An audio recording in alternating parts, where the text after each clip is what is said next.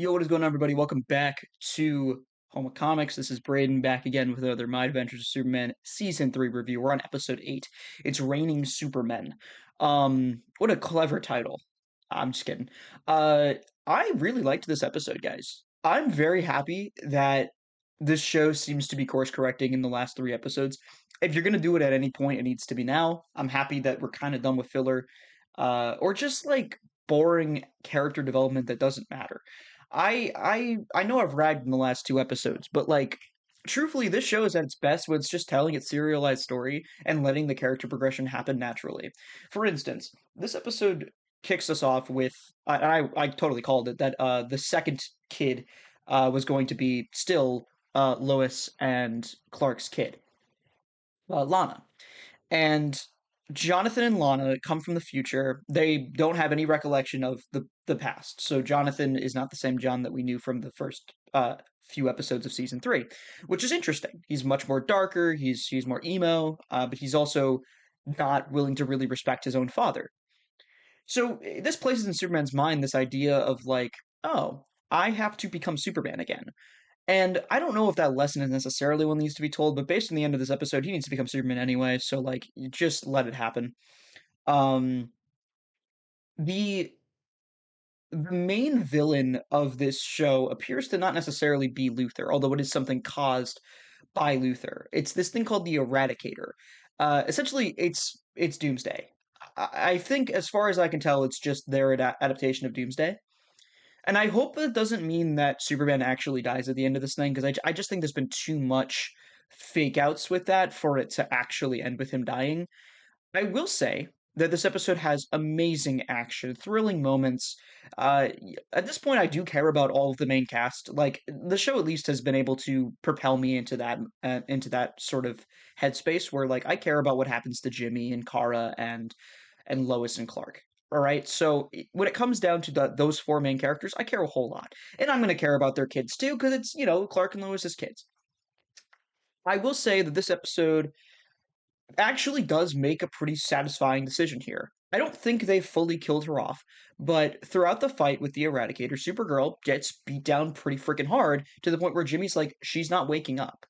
Now, I don't really think they've killed off Supergirl because I just don't think anyone's reacting the way you would if Kara just actually died.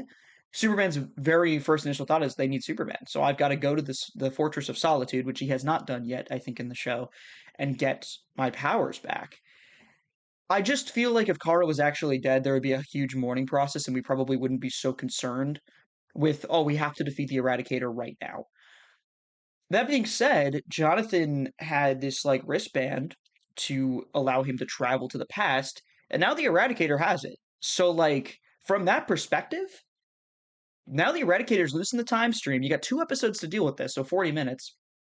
And your big villain of the series is, or season, I guess, is running loose in the time stream with simply no way to get to them. Like Superman has powers, but he doesn't really have time travel powers, right? Unless we count like the old Superman 70s movie and 80s movies. He doesn't really have that ability to time travel very often. He's not normally written with that in mind.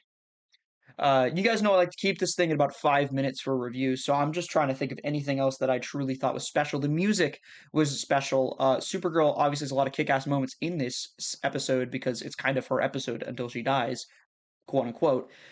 And there's a lot of like nice little like rock music that plays with her. Again, this is the tone I want for Kara. If we want to say something about DC Universe's Supergirl, I will say that like that movie gave me a Kara I want to see on screen consistently. That is the Supergirl that I know. Is like that punk rock sort of like actually punk rock sort of character that is a good foil to Superman but not necessarily unsharing in his ideals. And this Kara is possibly on par with what we saw from Millie Alcock in Supergirl. And I think that's great for brand synergy, and that's just great for the Supergirl brand. Um, that being said, I do feel like this episode, again, like Lex is just not the main villain anymore. He unleashes Eradicator Beast. It is his fault, but it's like it's not. He's not the main villain. And I do think that that's sort of a missed opportunity.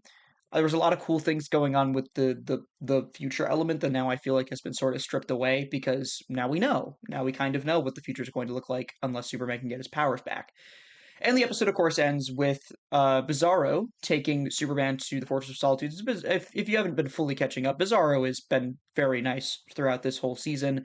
He's not normally there, and he's very slow to the uptake, and he's not always in the battles. But he is like a nice guy in general because he was treated with kindness and compassion. Unfortunately, he gets possessed, and he just beats up Clark, and that's sort of how the episode ends. So we're not in a very good spot for Superman at the end of this episode because again, he's basically just a human being with like slightly more exceptional strength than normal. He's not Superman. So he's a normal civilian just stuck in the Fortress of Solitude with an evil Bizarro and these like robots that definitely intend to do him harm. So I will say that this episode is good. This episode is actually quite good. I was very satisfied with this episode. I think it's one of the better ones of this season, and I'm going to give it a 7 out of 10. I honestly think the only thing I'm really lacking now from My Adventures of Superman is God, why did we need two filler episodes in a row to develop characters that we already had developed? But to just, there's only 2 episodes left. There's not a lot you can really cover in 40 minutes, and I do feel like the show kind of shot itself in the foot there.